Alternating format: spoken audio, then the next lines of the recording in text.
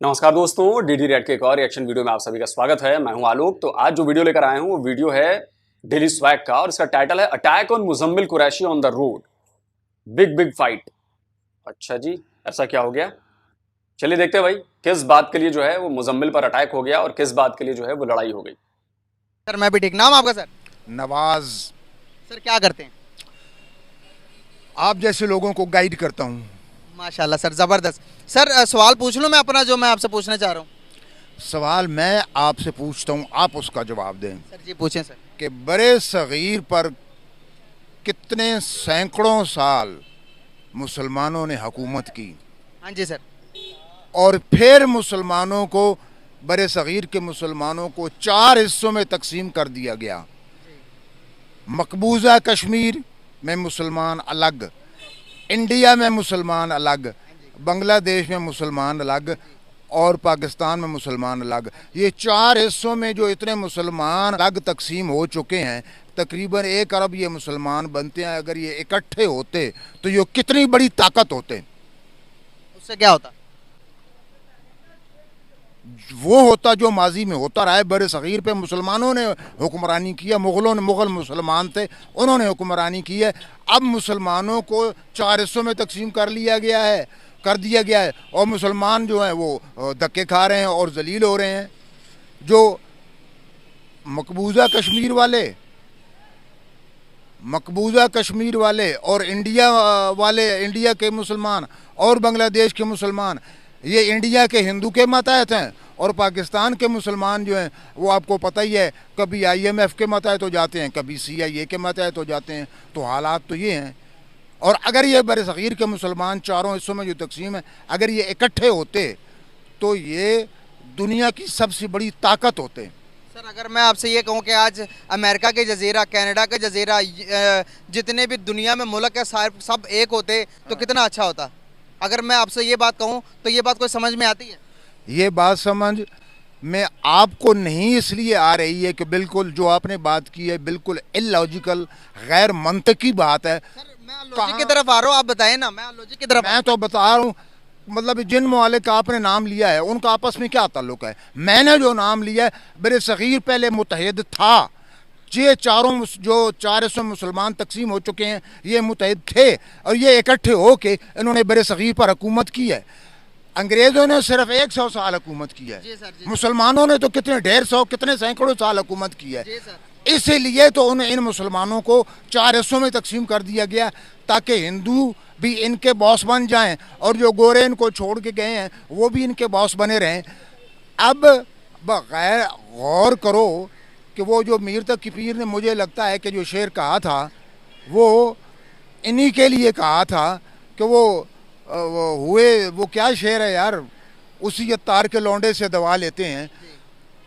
लड़ाई करवाई गोरों ने हिंदुओं और मुसलमानों के दरमियान, कश्मीर का तनाज़ा दरमियान में छोड़ के, और यही फिर इंडिया और मुसलमान और पाकिस्तानी जो है ये उन्हीं गोरों को कहते हैं कि हमारा समझौता कराओ, हमारा कश्मीर का मसला हल कराओ। उन्होंने लड़ाई इसलिए करवाई कि ताकि उनकी चौधराहट कायम रहे। और बेसिकली क्या समझते हैं हिंदुस्तान को? क्या अलग होकर अच्छा किया या गलत किया हमने? मैं ये समझता हूँ कि 4 हिस्सों में जो मुसलमान तकसीम हैं ये मुत्तहिद हो जाएं और जैसे माजी में मुसलमानों ने बड़े सगीर पर हुकूमत की है, इसी तरह मुत्तहिदा बड़े सगीर पर ये मुसलमान जो 4 हिस्सों में तकसीम है ये बड़े सगीर पर दोबारा हुकूमत करें। बांग्लादेश के मुसलमान, भारत में रहने वाले मुसलमान, मकबूजा कश्मीर में रहने वाले मुसलमान और पाकिस्तान में रहने वाले मुसलमान, ये 4 हिस्सों में जो मुसलमान तकसीम है ये मुत्तहिद हो जाएं और ये मुत्तहिदा बड़े सगीर पर हुकूमत करें। ये एक सर सुन लें। हाँ सर सुन लें, आपने 4 अभी बताया कि जो बड़े सगीर था, बड़े सगीर के अंदर। छोड़ो यार, ये बताओ, ये जो माइंडसेट कहता हूं ना, मुल्ला माइंडसेट, ये वही मुल्ला माइंडसेट है। हम ही हुकूमत करेंगे, हम ही हुकूमत करने के लिए पैदा हुए हैं, बाकी दुनिया नहीं करेगी। क्यों? क्योंकि अजी हम मुसलमान हैं। तो अरे पाकिस्तान के मुसलमानों, बाकी दुनिया के जो मुसलमान हैं ना, भारत के और बांग्लादेश के और इधर उधर के, वो तुम्हारी तरफ पागल नहीं है। कुछ लोग हैं, ऐसा नहीं है, कुछ लोग हैं जो इस बात को मानते हैं अरे जाहिलों, पहले तो अपना डीएनए चेक कराओ सबसे पहले, सब सारे लोग, सब के सब डीएनए जो है ना वो इधर इंडिया वाला निकलेगा, सबका सब। पहली बात, सुन के बुरा लगेगा लेकिन ये तो प्रूवन है ना भाई, कन्वर्ट ही हुए हो ना, इसमें तो कोई शक नहीं है। दूसरी बात, तुम कह रहे हो कि जी मुसलमानों ने इतने साल राज किया, वो किया, ये किया, ऐसा किया, वैसा किया। उसके पहले कौन राज कर रहा था? उसके पहले कौन राज कर रहा था, जरा भाई ये भी बता दो। लेकिन तुम लोग नहीं बताओगे, इसलिए नहीं बताओगे कि तुम लोग की सबसे बड़ी प्रॉब्लम यह है कि आप लोग समझते हैं कि 1400 साल पहले यह धरती बनी, और जो बनी वो सब हमारा ही था, और उसके पहले कुछ था ही नहीं। आप लोग ये समझते हैं, ठीक है।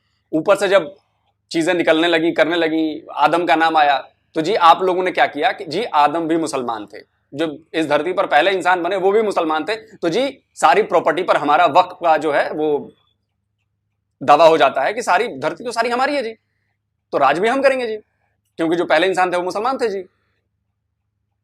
तो ये जो जाहिलियत वाली बातें आप लोग भरते हो, इसको जरा वो करो। ये बताओ कि इससे पहले 700-800 साल मान लो तुम लोगों ने हुकूमत की, मान लेता हूं मैं, हुकूमत बस दिल्ली की तरफ थी और इधर थी और उधर से लड़ाइयां होती रहती थी, ठीक है, चलिए मान लिया मैंने। ये बताओ कि जिस चक्रवर्ती सम्राट महाराज भरत के नाम पर इस देश का नाम भारत पड़ा, क्या उन्होंने राज नहीं किया? तुमसे पहले थे ना, हजारों साल पहले, हजारों साल पहले भगवान राम ने राज किया, वो राज नहीं किया, उससे भी पहले। उसके बाद आता हूं चक्रवर्ती सम्राट महाराज अशोक, इनका तो प्रूफ है भाई, इनका तो प्रूफ है, जमीन की खुदाइयों में अलग अलग जगहों पर इनका प्रूफ मिलता है कि सम्राट अशोक ने इंडिया में और उधर अफगानिस्तान और पता नहीं कहां कहां सब पर हुकूमत की जी, वो भी आपकी हुकूमत से पहले, उससे भी पहले। जो उनके पिता थे बिंदुसार, सम्राट अशोक के पिता, उनका भी बहुत बड़ा साम्राज्य था जिसमें आप सब भी आते थे। उसके पहले चंद्रगुप्त मौर्य, चंद्रगुप्त एक और चंद्रगुप्त दो, चंद्रगुप्त दो जिन्हें विक्रमादित्य कहा जाता था, महाराजा विक्रमादित्य। उसके पहले साउथ में चला जाऊं, राजराजा। उसके पहले इधर गुप्त वंश में हूं, समुद्रगुप्त। उसके अलावा कृष्णदेव राय, विजयनगर एम्पायर। हम्पी जाओ कर्नाटक में, वहां का भी देख लो, शिवाजी महाराज, महाराणा प्रताप। अच्छा चलो, महाराजा रंजीत सिंह, लाहौर उनकी राजधानी थी ना महाराजा रंजीत सिंह की। पहले हमारे सिख सम्राट महाराजा कौन थे ये? और आपसे पहले इनका शासन था, तो अगर वैसे देखा जाए तो भाई कानूनन तो सारी इधर की सारी जमीन पर हक हमारा हुआ भाई। महाराजा रंजीत सिंह के क्लैन का उधर हुआ, हमारा इधर जो हिंदुओं का था वो सारा हुआ। आप कहां से बीच में आ गए? आप तो सारे कन्वर्टेड हो। तो जो बड़े उससे बताते हो कहां से? अच्छा, मतलब जो आप लोगों के हिसाब से है बस वही है, उसके अलावा दाएं बाएं कुछ नहीं है।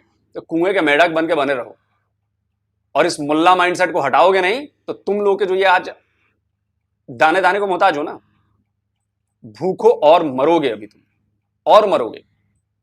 क्योंकि जब तक ये मानसिकता रहेगी कि इस धरती पर सिर्फ मुसलमानों को रहने का हक है, इस धरती पर सिर्फ मुसलमानों को राज करने का हक है, को एग्जिस्टेंस में बिलीव करो, नहीं कर सकते, सर्वाइवल नहीं है आप लोगों का। पाकिस्तान जैसी हालत, जहां जहां ये बात सोची जाएगी वो पाकिस्तान जैसी हालत बनेगी, वहां पे हालात पाकिस्तान वाले बन जाएंगे, गारंटी है, क्योंकि ये सोच गलत है। बाकी समझना आपने, ठीक है। मुसलमानों की हुकूमत थी। आज देखेंगे, आज जिन जिन मुल्कों का आपने 4 हिस्से बताए, चारों तरफ के मुसलमान कमजोर हैं विद पाकिस्तान। क्यों कमजोर हैं? वो इसलिए, भाई हैरत वाली बात है, जब आप तकसीम हो जाएंगे। नहीं, इस बात से मैं सहमत नहीं हूं। क्यों भाई? सिर्फ पाकिस्तान के मुसलमान कमजोर हैं, सिर्फ पाकिस्तान की हालत बुरी हुई है, सिर्फ पाकिस्तान के लोग भूखों मर रहे हैं, सिर्फ पाकिस्तान में इकोनॉमी की कमी है, सिर्फ पाकिस्तान भिखारी बना हुआ है। न हिंदुस्तान का मुसलमान भिखारी है, न कमजोर है, न बांग्लादेश का मुसलमान भिखारी है, न कमजोर है, आप हो। तो अपने साथ आप भारत के मुसलमानों को और बांग्लादेश के मुसलमानों को मत जोड़िए, आपसे बेहतर वो तालिबान भी हो गए हैं, समझे? तो आप अपनी हालत बताइए, आप कमजोर हैं क्योंकि आप बेईमान हैं, आप लालची हैं। और जो बांग्लादेश और इंडिया में भी जो मुसलमान जो इस तरह की बातें करते हैं, जो लालची हैं, बेईमानी हैं, उनको और कोई कुछ सजा नहीं देगा, उनको खुद ऊपर वाला ही सजा देगा, जैसा पाकिस्तान को मिल रहा है। अगर पाकिस्तान इतना ही अच्छा होता, ईमान पे चलने वाला होता, जज्बा है ही, टैलेंट है ही, तो आज पाकिस्तान भिखारी क्यों बना है? सिर्फ और सिर्फ इसलिए बना है क्योंकि इसकी नीयत खराब है। वो इंसानियत के नाम पर नहीं चलता, वो जुल्म के नाम पर चलता है कि जी बड़े सगीर पर तो जी हम ही करेंगे जी। आप 4 साथी इकट्ठे खड़े होंगे तो आपकी ताकत होगी, आप 4 अलग अलग खड़े होंगे तो आपके मुखालफिन आपको एक एक करके मारेंगे। इसलिए कमज़ोर हैं, इसलिए उनकी कोई औकात ही नहीं है।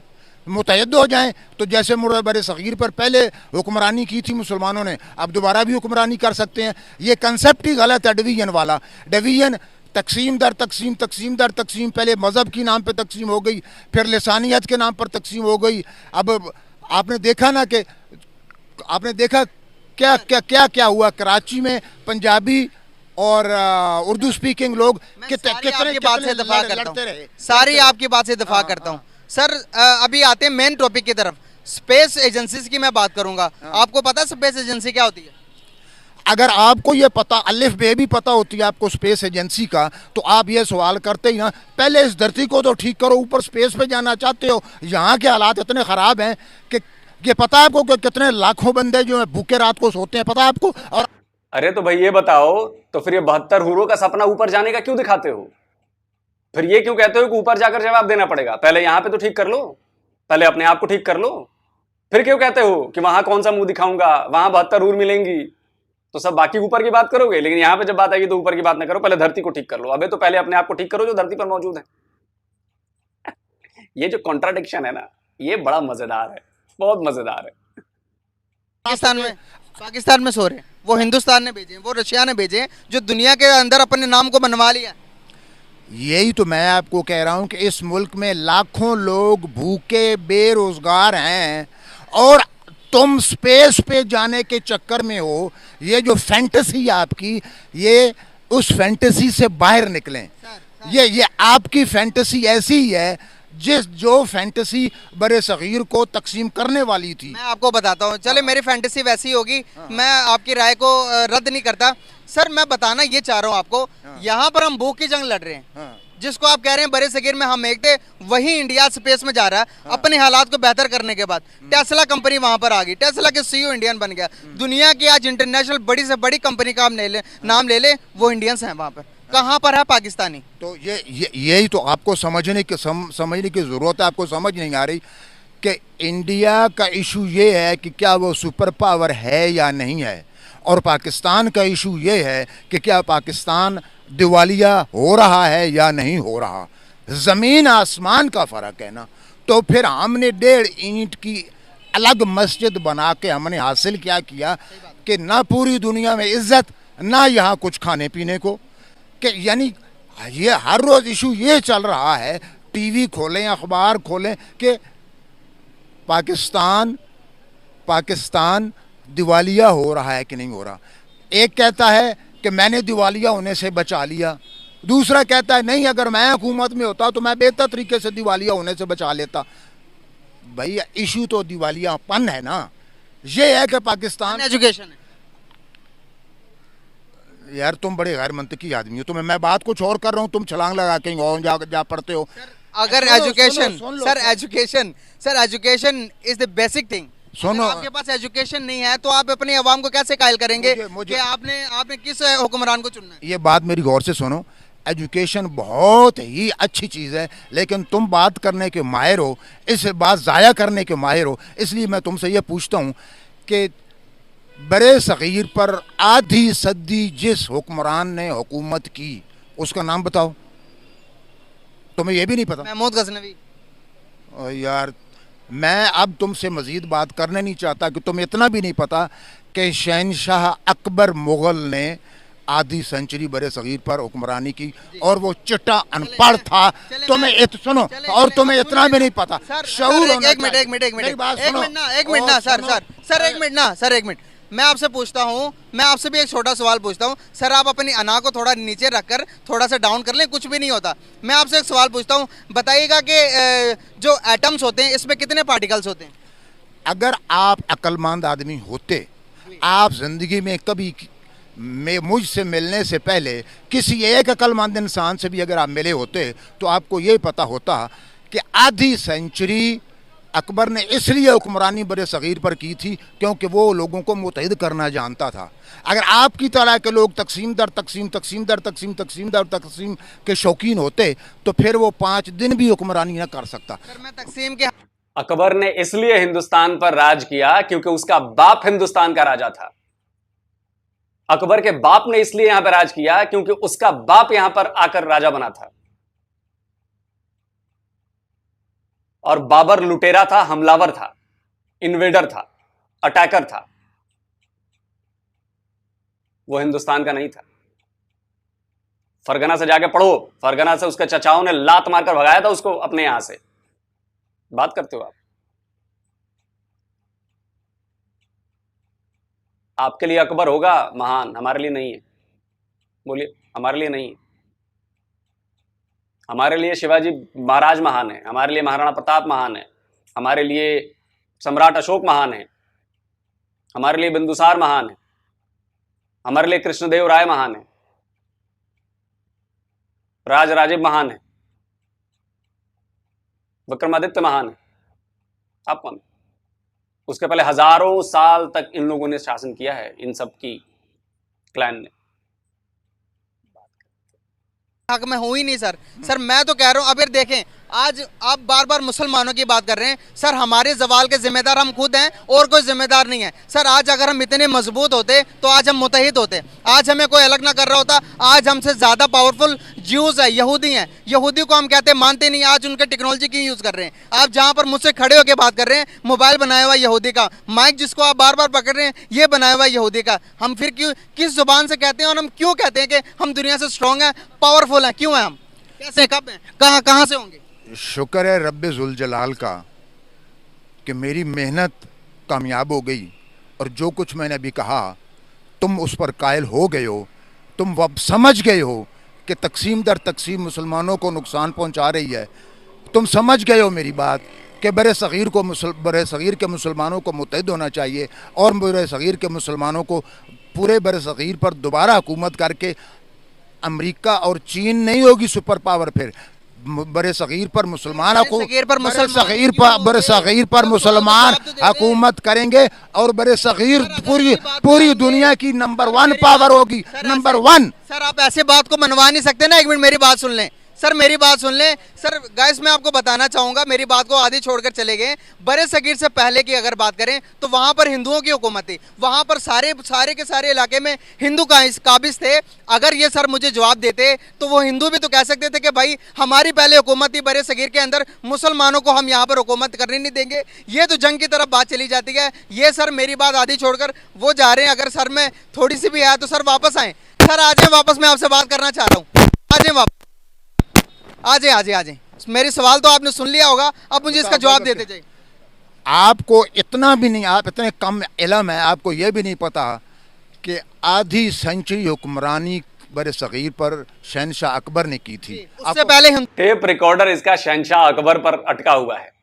अच्छा एक बात बताइए, आधी सेंचुरी अगर अकबर ने शासन किया, आप कहते हो कि जी 1000 साल या 800 साल मुसलमानों ने शासन किया, तो आज मुसलमान भिखमंगे क्यों हुए हैं पाकिस्तान के?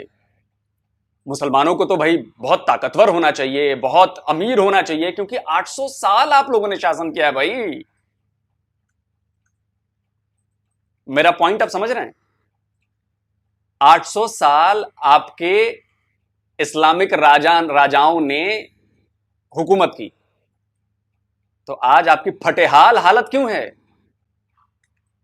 फटेहाल सूरत क्यों है